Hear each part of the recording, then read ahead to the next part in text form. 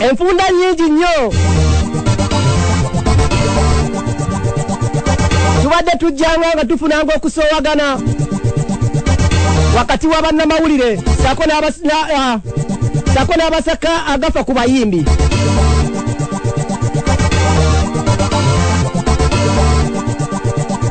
Abantu bajjanga bafunanga obutakkaanya mu ngeri etategerekeka era nga kirajjukira mu mwaka gwa 2014 Kayz yakkakkana ku munnamawulire Daily Monitor amanyiddwa nga Kasuku n'awutuulya ebikondo eby'okumukumu.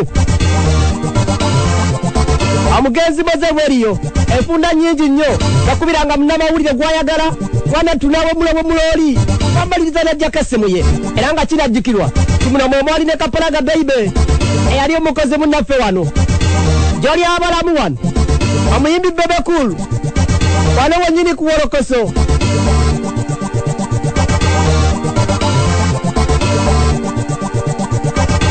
Wadatu yankakkanako naŋŋamba eggamo nakatiri kyampumira mu matu. Ane tunaabalala bangi keekano kankwanjulira olutalo wakati wabannamawulire olulala sako n'omulangira Suuna era nga n'oli wakati wabannamawulire ab'enjawulo okuva ku NBS TV omukutu ogusanwa mu kibuga Kampala nga kuliko ne blogom Suuna gwe yampitidde era bye yampitidde okuntegeezaako mu lukuŋŋaana lw'abannamawulire yatuzizza mu bitundu by'Amakindya wali wakati nga Suuna alajja n'okunnyonnyola mwana tutu yali lulinze era yatandikiddewo okunnyonnyola naye nga tampa bwaganya. Mbaziikiridde ebbanga bannamawulire nga muvumidde emyaka n'abaana bange bakulu nga mama wange Fifi yayimirira ku TV n'ogamba nze nira ebisiraani kuba bazadde bange bafa nga atudde mama wange atuddewo tata wange atuddewo n'ogamba mbu bazadde bange bafa musawaziika lwebisiraani byenyina.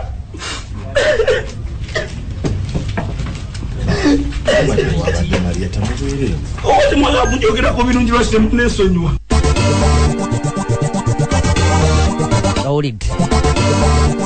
Omuyimbi omulangira Suuna ono ng'akyalemye okunnyonnyola ensonga emukaabya. Ano nno we nategeeredde nti Suuna yakola akatambi ng'annyonnyola abantu nga ye wakoze ebyamakula nga tannaba kuweza myaka 40. Muno mwe mwali ennyumba Luva okwaya kika kya Kalina saako n'ekibira kya Payini. Kale nga Suuna mwana tuwala ajjana era bwakudaala bw'oba tannaba kuweza myaka egyo oli mutabu yennyini. Kino nno bannamawulire bwe kukakkana okutuula n'okunnyonnyola saako n'okubuuza Suuna wawe yajja ssente zino ezakola ebintu bino. Suuna alemererwa okunnyonnyola wabula nga amaziga ge gavaayo. Mwanindese simwe bye munjogerako si bye bindiisa music wange yandisa kumena tewali yantuma kuyingira music lwaki munjogerako kyemugamba Suuna nze muntu asinga okuba mubi mu nsi sina ekintu kimu kye musobola kunjogerako sina kantu kalungi konna kenali adize ku industry eno ndese nkoze ku bayimbi making ze ku bayimbi at least omuntu omwogerako niwe kaba kalungi kamu mutulinda abantu nga tufudde mulyoke mutwaliko tugamba oyo yaleeta good life yaleeta biki lwaki mubyogera tufudde omusajja omukulu sisikyali mwana muto ndi musajja akuze ddala mwengala kuba mwenna wano ku bannamawulire abantu tewali ansinga myaka kitegeeza nti nina famire ekuze abaana baffe mu archives za internet baligenda bazukulu baffe baligenda otugugolinga nga bakugolinga jjajja waabwe mbu yali mulogo bali bamuwasa buwasa bye mutuwandikako.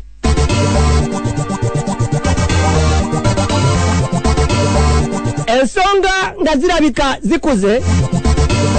abasaka amawulire g'entertainment we bagakwata ku bayimbi balina ekibiina ekibagatta ekya Entertainment Journalists Association Uganda oboyinza kiyita EJAU okusinziira ku vice president waakyo Jonathan Jackster agamba nti ensonga eno wakati w'abayimbi saako n'abannamawulire tebajja girinda kutuuka wa Kasuku bagiyingidde mudda. Ekisooka kyenjagala abagundi bawulire abuuliza abaffe bategeere nga EJAU Entertainment Journalists Association. I think we foresaw this kino twakirabanga kinaatera okutuukawo mu industry wabaddewo rift nene nnyo ebadde egenda yeetondawo wakati wa ffe bajournalist n'abayimbi betukolako amawulire. Omuyimbi bw'alaba munnamawulire adduka emisinde kaako kakakalamu kazze kaako ate ne kakalamu bw'alaba omuyimbi kiikyo ekisajja ekyo ekigira tu ekyo sijja kikolako. Yavuma ekigambo bwe kiti Exactly. So netusalawo netugamba wayi gyebimu bye twagala okutereeza so ensonga ya Suuna era kusoomooza kwa amaanyi n'okulaga lwaki ddala twetaaga okubeera obumu ensonga eyo we are already intervening nga ejjawo okulaba nga tugisootinga nga tewali n'omu akoseddwa oba ayongedde kwongera kinaanuula.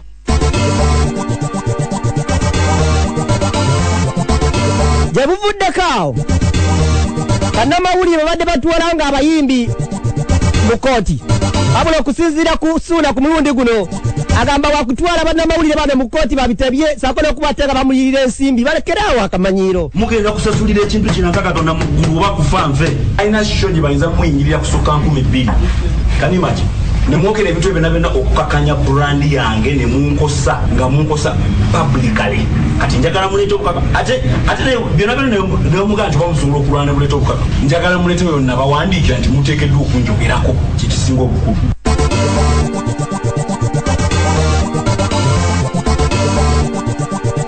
Okusinziira ku agambibwa okwogera ku mulangira Suuna okutuuka Omukabi amaziga agajjulujjulu nga bayita ku show ya NBS Isma Olaxes ne banne simanyi oba bano banaasasula bannange. Mulangira Suuna talinaawo musango ne waayagala nti bamukompasating tetuyinza muwa wadde obutula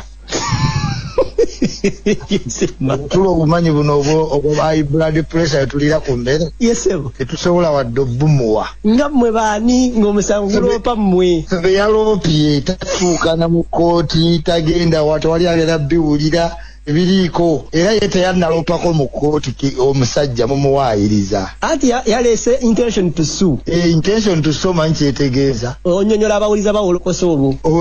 olwo intention to sue kitegeeza ayagala kutumiitingako twogerezeganyemu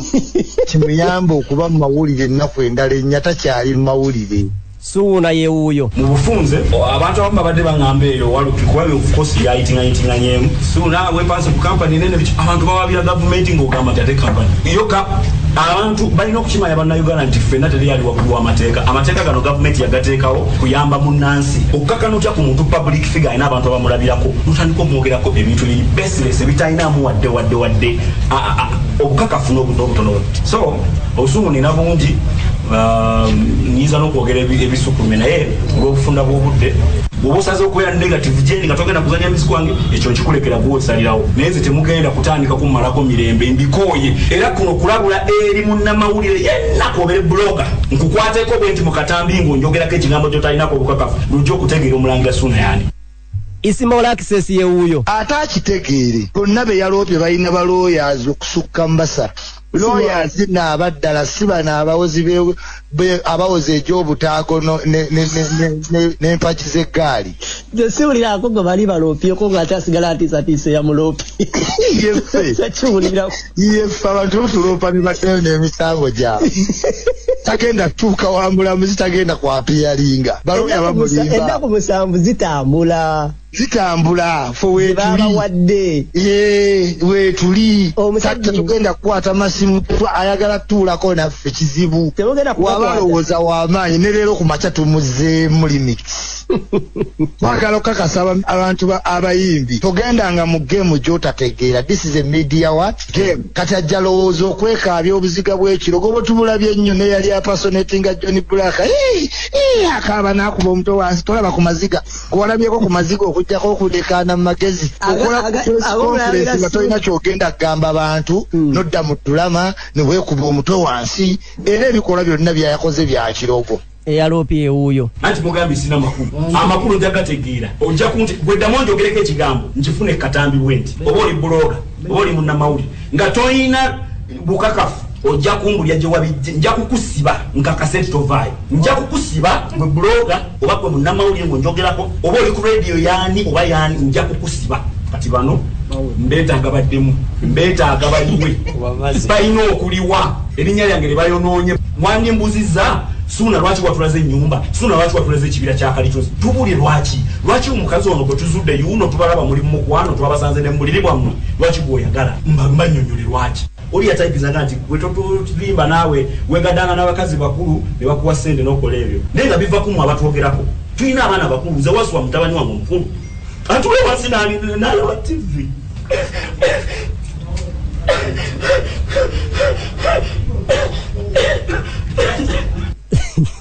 Isma huyo ati fe tukizeemu ne mu kkooti agitwala bya kirogo mu Buganda tukiina okwekaayo obuziga bw'ekirogo tubumanyi naye omusajja ennyumba teyagizimba gye mumulangira ate nyumba kati kakalaamu emmotoka y'ekkaabya nga tugambye siiyo ekkaabya ate sobola kati okaaba ki tugamba ayagala bakazi bakulu abadde ayagala ba biro 18 anti kati ye kyagamba nti ebigambo ebyo mwogera bimukosa bitya kati kakalaamu tugamba oyagala abawala bakulu ne bwe tukola eggulu nti oyagala baana bato kiki ekikusa ku bibiri abaana abato kati wagambye ayagala baki wagambye ayagala abakazi abakulu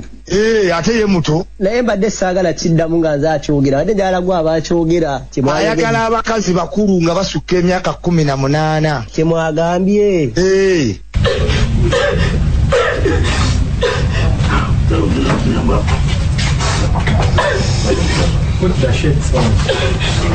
mwebale nnyo basonde banyo bannamawulire amanya gange nze Robert Lutalo nga ndi munnamateeka ngaffe bapuliida b'owekitiibwa omulangira Suuna kiranti waffe nga yatulagidde oba yatuwadde instructions twala oba okuba mu mbuga ab'ekitongole ekya media bweva NBS ne Sanyuka TV I think ne Next Radio olw'okumulebula nga omusango gwetulagidde obbagulako gwe musango ogw'okulebula kiranti waffe owekitiibwa omulangira Suuna omusango ogwo kiranti waffe yatusabye bamulirire sente zitaka wansi wa 1 billion shillings. So the demands are that Next Media esasule kiranti waffe bemulirire sente ezitaka wansi wa akawumbi kamu. Bigambo bya Isma nikozeko disclaimer si bigambo bya wolokoso kati njagala okugamba mukulu Suuna omulangira okusookera ddala tewe contradicting anga mbintu mpulira tokulosinganga from extreme end to the other bw'obeeranga ng'olina erinnya publicly protecting tova mu bukatuliki n'odda mu busiraamu n'ova mu busiraamu awo wonna otawaanya abawagizi kakati we tukugambako tulina nno obujulizi nga buli eyo mu archive bwe byalowooza mbu byajjo cementinga mu kkooti mumubulire abawera olukusa okwogera ku linnya lye atatuwanga lukusa naye ate abantu njagala bategeeredde role of media walopye media house 2 ne sente zayogera ziri beyond reasonable 1 billion doubt kamutegeezeeko yes sir bakubazaake n'agongobala n'amalya mu yake 2 nga talaba kooti yagaba mu milioni 7.5 banyiga meya Lukwago bagaba mu milioni 5 so wababa nga ba high profile ezo babawa omuyimbi gwe bayingirira 2,215 era kizeemu kubanga ekyo kyekyasinga omuluma ekyo kyamuluma kyate nga sojezi tugende kutusipa batulage weyasemba oyimbirayo sente zalimeko okuyingira era bw'abanga mu soje yajjawo gyagamba ey'otosipa kwe yafuna milioni 5 atulage tax returns akabyemu okwogusemba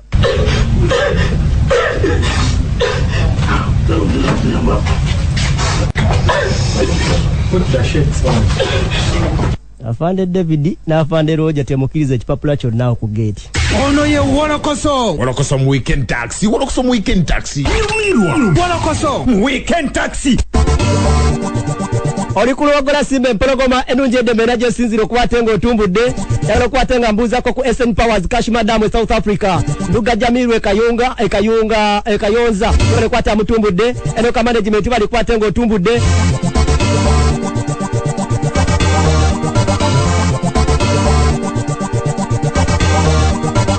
kale ne wano ndowooza katukwatewo era buli muyimbi yenna gyali saba oyongeze rediyo yo wawe tugenda wakuru ate wakukwatako mu Uganda wano tulina enjawulo wakati wa music cruise nga wolaba Fire Base crew Yona Irandi crew Gagamere crew Sakone Record Rebels ngawe tulina Songs Avenue Sierra K Planet Black Market Music Rebels and sagala nyingi abula okusinzira ku bayimbi abali mu music labels mpawa avayo nga ayogeza bulungi okusinga kate ku cruise ne bakubadde ng'oba oliawo nabeewabye si birungi kinajjukirwa mu Songs Avenue Awini Ntale we yali ng'avaayo yalajjanira aba Songs Avenue okutwala emitimbagano egya social media ze na buli katadda nga kuzifuna Winnie Nwaj kinajjukirwa nti taata we yavaayo mu Lwatu nategeeza nga wayagala era wali mu kusabirira contract y'omwana we eggweko atwala omwana mu mutima mulungi kubanga akkiriza nti Winnie Nwaj talina kyafunye mu record label eno ekano na record label empya eyakajemanyiddwa nga Black Market Records ngeno erimu abayimbi nga Nina Rose, Daddy Andre, Angela Katatumba, Famous, Bruno K n'abalala bangi batandise dda okulajjana olwa record label eno era nayo okutuuka okubakanya amaziga agajulujjulu era mu kaseera kano nga n'omuyimbi Nina Rose wakati mu wiiki eno bategezezzaako nga bafulumiziddwako mu ggwanga lya Uganda olwa pressure ya rent kampani eno oba record label eno gyetakola sako n'emukumukolera vidiyo ez'enjawulo kigambibwa nti yadde baali basaninga contract na Nina Rose naye buli kimu Nina Rose akyeteeramu era mpawo kibamukolera kyokka ate emitimbagano gye gyatwaliddwa obutamulekera yadde akantu nga dda mwana mulezi waneno Bruno K bwatutegeeza Nina ali bubi abawagizi bera mumusabire because mwene mbeera nga tetuyimba tetukuba shows Nina abadde asoloza sente ze ku YouTube naye YouTube channel ye bagitekinze down n'ennyimba z'enkadde singa aba Black Market ba strikinga projects zebamukolera ng'ennyonta ziandere obaki tewandibaddewo nnyo buzibu naye badidde n'ennyimba z'enkadde olumya banno omuliro mugongereyo obusimaya munda ddala zonna baziyiye ku ttaka Black Market esasula rent wa Nina terina kyekola kati nze because manyi state mukwano gwange gyali mu emotional stress gyayitamu essaawa eno tetujja kumulinda kusooka kufa tulyoke tuwandike zi RIP Nina tali bulungi kale tulina eddakiika ntono nnyo naye ate tulina kye tugenda okufunamu olwaleero tulina omwogezi wa Black Market Records efuuse eyogeza abayimbi mu kaseera kano ebyama era n'ebikankana bule nkwanirizaako nnyo awuliriza Radio Simba ndi musanyufu nnyo okubeerako wano nate guno si gwe mulundi ogusooka era nga radio eno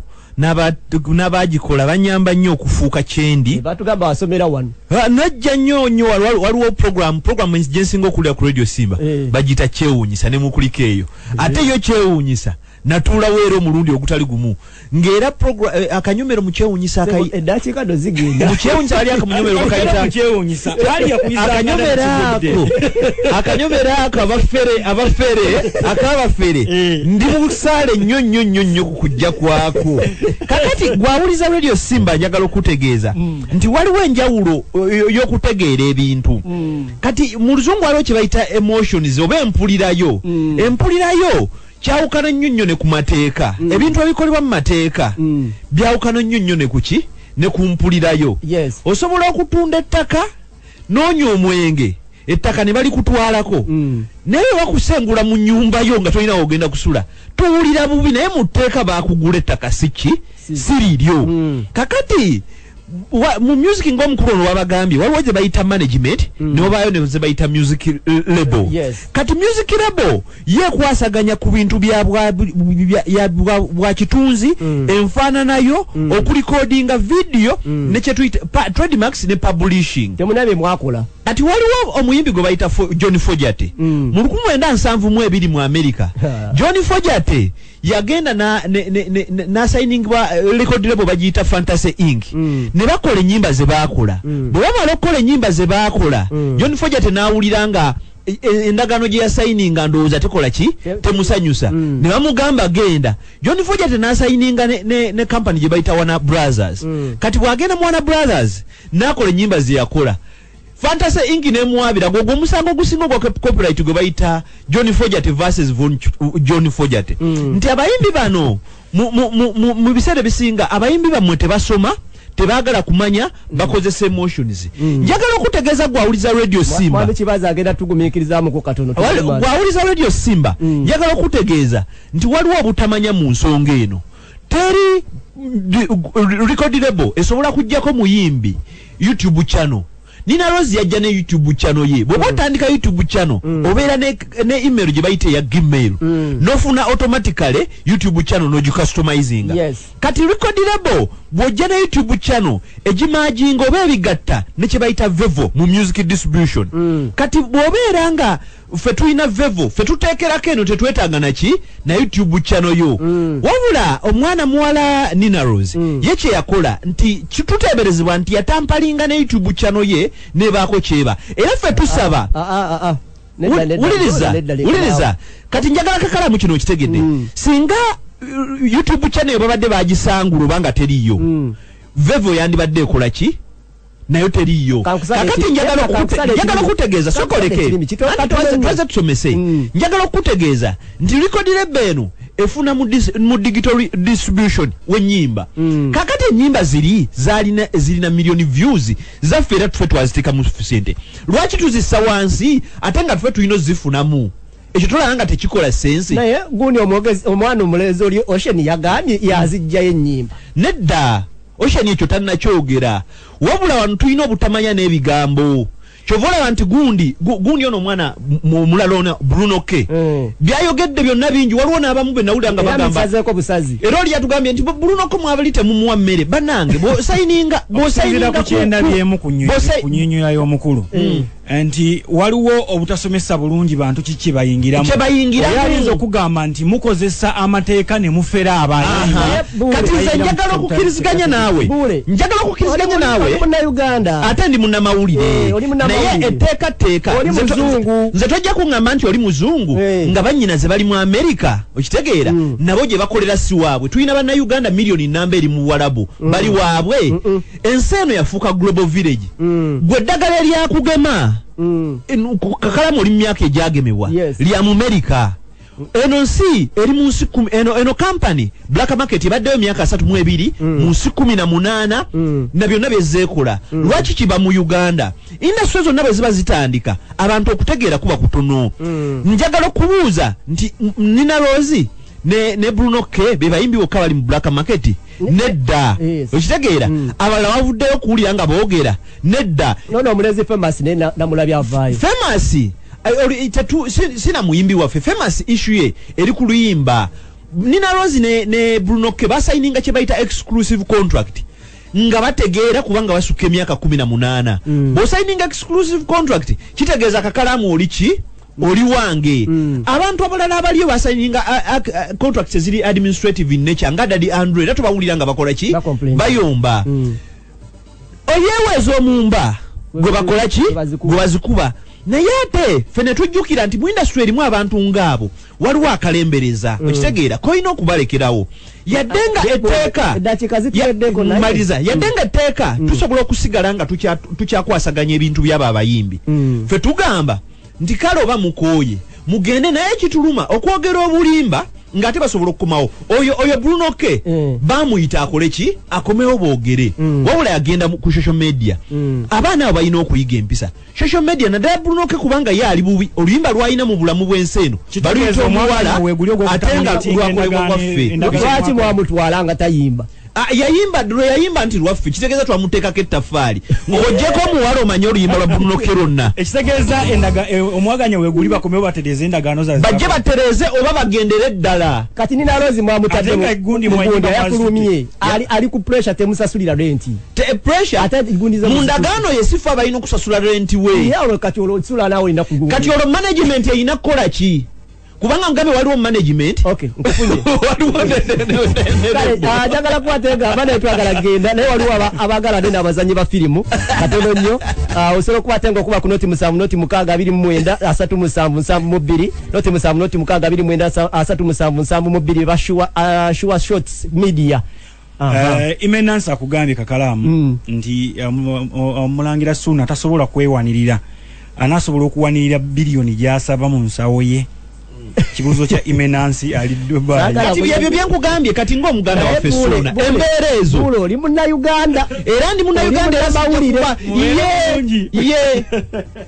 okitegeera tetujja kukola abantu lugezigezi olukwesikwesi olw'okuba tuli bannayuganda nabo bajja kukola ate mu mateeka Choka, you guys, get serious. Hakati orambulo kasaweddeyo. Nesawedako mujikole namwe.